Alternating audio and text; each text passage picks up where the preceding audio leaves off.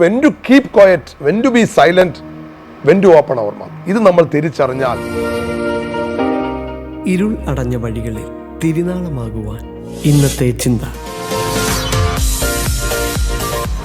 ഒരു മനുഷ്യന് തൻ്റെ വീട്ടിൽ വളർത്തിയ 2 മൃഗങ്ങളുണ്ടായിരുന്നു. ഒരു കുരങ്ങനും ഒരു കഴുതയും. ഈ 2 മൃഗങ്ങളെ കെട്ടിയിട്ടായിരുന്നു അദ്ദേഹം വളർത്തുന്നത്. ഇതിനെ രണ്ടിനെയും കെട്ടിയിട്ടതിന് ശേഷമായ അദ്ദേഹത്തിൻ്റെ അനുദിനമുള്ള പണികൾക്കായിട്ട് പോകും. മടങ്ങി വന്നതിന് വേണ്ടതായ ആഹാരം കൊടുക്കും. എന്നാൽ ഒരു ദിവസം കുറുക്കൻ വളരെ കുശാഗ്ര ബുദ്ധിക്കാരനായിരുന്നു, വളരെ ഉപായിയായിരുന്നു. ഒരിക്കൽ രാവിലെ പ്രഭാതത്തിൽ ഈ കുരങ്ങൻ കഴുതയോട് പറഞ്ഞു, നിനക്കറിയാമോ, എനിക്ക് ചില വിദ്യകൾ അറിയാം. എന്താണ് നിനക്കറിയാവുന്ന വിദ്യ? കുരങ്ങനോട് കഴുത ചോദിച്ചു. എനിക്ക് കെട്ടുകൾ അഴിക്കാൻ അറിയാം. അത് പറയുകയും തൻ്റെ ശരീരത്തിൽ അതിൻ്റെ ഉടയവൻ കെട്ടിയിരുന്ന കെട്ട് കുരങ്ങൻ സ്വയമേ അഴിച്ച് അത് സ്വയമായി സ്വതന്ത്രമായി. കഴുത അത്ഭുതത്തോടെ നോക്കിയിരുന്നു. ഇത് കൊള്ളാമല്ലോ. അപ്പോൾ അങ്ങനെയാണെങ്കിൽ കൃഷിക്കാരൻ അഥവാ നമ്മുടെ ഉടമസ്ഥൻ വന്ന് ഇത് കണ്ടുപിടിക്കത്തില്ല എന്ന് ചോദിച്ചപ്പോൾ പറഞ്ഞു, എനിക്ക് കെട്ട് അഴിക്കുക മാത്രമല്ല തിരിച്ച് കെട്ടാനും അറിയാമെന്ന് പറഞ്ഞ് ആ അഴിച്ച കെട്ട് കയറുകൊണ്ട് തന്നെ ബന്ധിച്ചു. കഴുത അത്ഭുതപ്പെട്ടു. ഇതൊരു ഭയങ്കര പുതിയ അറിവാണല്ലോ. അതിനുശേഷമായിട്ട് കുരങ്ങൻ ഇങ്ങനെ തുടർന്നു, ഒരു കാര്യം നമുക്ക് ചെയ്യണം. ഇന്ന് കൃഷിക്കാരൻ നമ്മുടെ ഉടമസ്ഥൻ വയലിലേക്ക് പോകുമ്പോൾ ഞാൻ നിന്റെ അഴിക്കാൻ നിന്നെ സഹായിക്കാം. നമ്മൾ 2 പേരൂടെ ചേർന്ന് അടുക്കളയിലേക്ക് പ്രവേശിച്ച് നമുക്ക് ആവശ്യമുള്ള ഭക്ഷണ പദാർത്ഥങ്ങളൊക്കെ നമുക്ക് ഇഷ്ടം പോലെ കഴിക്കണം. ഇതുവരെയും അദ്ദേഹം തന്നിരിക്കുന്ന ഉച്ഛിഷ്ടങ്ങൾ, ആ കൃഷിക്കാരൻ ഉടമസ്ഥൻ തന്നിരിക്കുന്നതായിട്ടുള്ള ചെറിയ കാര്യങ്ങൾ, അല്പം ആഹാരം കഴിച്ച് നമ്മുടെ ആരോഗ്യം ഇങ്ങനെ മോശമായില്ലേ, ഇനി അത് വേണ്ട, ഞാൻ നിന്നെ സഹായിക്കാമെന്ന് പറഞ്ഞ് ഈ ഉടമസ്ഥൻ വീട്ടിൽ നിന്നും പുറപ്പെട്ട സമയം തന്നെ ആദ്യമേ കുരങ്ങൻ സ്വന്തം കെട്ടഴിക്കുകയും അതിനുശേഷമായി ചെന്ന് ആ കഴുതയുടെ കെട്ടഴിച്ച് സഹായിക്കുകയും ചെയ്തു. 2 പേരോട് ചെന്ന് അടുക്കളയിലേക്ക് പോയി ഇഷ്ടംപോലെ ഭക്ഷണം കഴിച്ച് മടങ്ങി വന്നു. ഉപായിയായ കുറുക്കൻ ചെയ്തൊരു കാര്യം എന്താണെന്നറിയാമോ? കഴുതയെ കെട്ടിയില്ല, അങ്ങനെ തന്നെ ഇട്ടു. അതിനുശേഷം തൻ്റെ സ്ഥലത്ത് പോയിട്ട് ആ കയറുപയോഗിച്ച് സ്വയം കെട്ടി. കൃഷിക്കാരൻ ഉടമസ്ഥൻ മടങ്ങി വന്നു. അദ്ദേഹം ഞെട്ടലോടൊരു സത്യം തിരിച്ചറിഞ്ഞു. അടുക്കള മുഴുവൻ കാലിയാക്കിയിരിക്കുന്നു, വീട് മുഴുവൻ നാശമാക്കിയിരിക്കുന്നു. ആരാണ് ഇതിന് ഉത്തരവാദി എന്ന് പറഞ്ഞ് വെളിയിലേക്ക് നോക്കുമ്പോൾ കെട്ടടിഞ്ഞു കിടക്കുന്ന കഴുതയാണ് കണ്ടത്.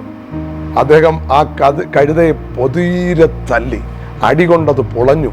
ഈ അടികൊണ്ട് ഇത് പൊളയുന്നത് കണ്ട് കുരങ്ങൻ ചിരിച്ചുകൊണ്ടിരുന്നു. എന്താണ് ഈ കഥ നമ്മെ പഠിപ്പിക്കുന്നത് അറിയാമോ? നാവിൻ്റെ ഉപയോഗത്തെ പറ്റി.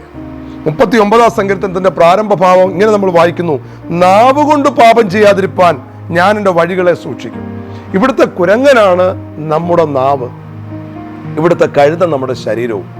കഴുതയ്ക്ക് അടി കൊള്ളിപ്പിക്കുക എന്നുള്ളതാണ് കുരങ്ങനായിരിക്കുന്ന നാവിൻ്റെ ഏറ്റവും വലിയ ലക്ഷ്യം. നമ്മൾ ശരിയായി നമ്മുടെ നാവ് ഉപയോഗിച്ചില്ല എന്നുണ്ടെങ്കിൽ നമ്മുടെ ശരീരവും നമ്മുടെ ജീവിതം മുഴുവൻ നാശത്തിലേക്ക് പോകുമെന്നുള്ളതാണ് ആ കഥ നമ്മളെ സൂചിപ്പിക്കുന്നത്. രസകരമായൊരു കാര്യം എന്താണെന്ന് അറിയാമോ?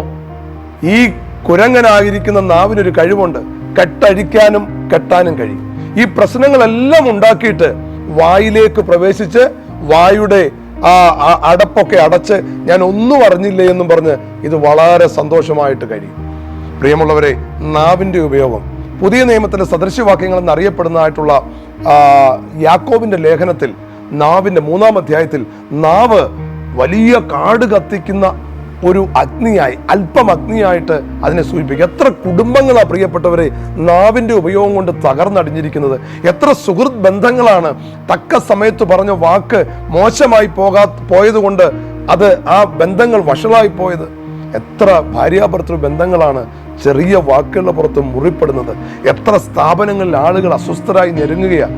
ഈ നാവിന് സൃഷ്ടിപ്പാനും തകർക്കാനും കഴിയും. എത്ര ചെറിയ അവയവമാണ്. ഇന്ന് എന്നെ കേൾക്കുന്ന പ്രിയപ്പെട്ടവരെ, നമ്മുടെ നാവ് വിശുദ്ധീകരിക്കപ്പെട്ടതായി മാറട്ടെ.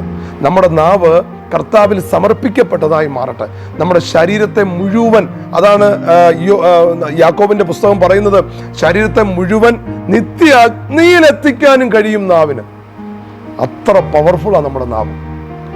ഇതിനൊരു വഴിയുണ്ട് പ്രിയപ്പെട്ടവർ. അത് 39-ാം സങ്കീർത്തനം പറയുന്നുണ്ട്, ഞാൻ തക്ക സമയത്ത് മൗനമായിരിക്കും, എൻ്റെ ഉള്ളിൽ ഹൃദയത്തിന് ചൂടുപിടിച്ചു, എൻ്റെ ധ്യാനത്തെങ്കിൽ തീയതി അപ്പോൾ ഞാൻ നാവെടുത്ത് സംസാരിച്ചു എന്നൊരു ഭാഗത്ത് പറയുന്നുണ്ട്.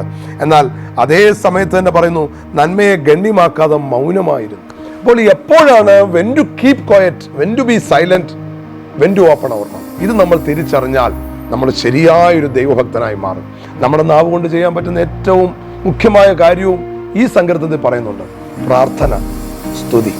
ഈ രണ്ട് കാര്യങ്ങളാണ് നമ്മൾ നാവ് കൊണ്ട് ചെയ്യാൻ പറ്റുന്ന ഏറ്റവും നല്ല കാര്യം. ഒരിക്കലും ബന്ധങ്ങൾ തകർത്ത് കളയുന്ന വെപ്പൺസ് ആയിട്ട്, ആയുധങ്ങളായി നമ്മുടെ നാവിനെ നമുക്ക് ഉപയോഗിക്കാതിരിക്കാം. അതേസമയം ബന്ധങ്ങൾ പണിയുന്ന ഉപകരണങ്ങളായി, തകർന്ന ബന്ധങ്ങൾ പണിയുന്ന ഉപകരണങ്ങളായി നമുക്ക് നാവ് മാറ്റാം. അതിനുള്ള അനുഗ്രഹങ്ങളാണ് ദൈവം നാവിലൂടെ ദൈവം നമുക്ക് തന്നിരിക്കുന്നത്. ഈ 39 സങ്കീർത്തനം ധ്യാനിക്കുക. ഇതൊരു വലിയ ബ്ലെസ്സിംഗ് ആയി നമുക്ക് മാറും. God bless you.